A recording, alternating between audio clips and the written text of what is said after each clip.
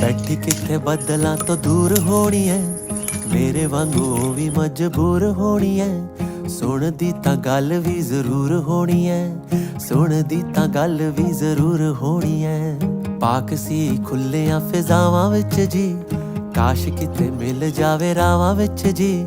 ਰੱਬ ਸੀ ਉਹ ਮੇਰੀਆਂ ਨਿਗਾਹਾਂ ਵਿੱਚ ਜੀ, ਬਣੀ ਕਿਸੇ ਚੰਨ ਦੀ ਹੂਰ ਹੋਣੀ ਐ। ਬੈਠੀ ਕਿੱਥੇ ਬੱਦਲਾਂ ਤੋਂ ਦੂਰ ਹੋਣੀ ਐ, ਮੇਰੇ ਵਾਂਗੂ ਉਹ ਵੀ ਮਜਬੂਰ ਹੋਣੀ ਐ। ਸੁਣਦੀ ਤਾਂ ਗੱਲ ਵੀ ਜ਼ਰੂਰ ਹੋਣੀ ਐ, ਸੁਣਦੀ ਤਾਂ ਗੱਲ ਵੀ ਜ਼ਰੂਰ ਹੋਣੀ ਐ।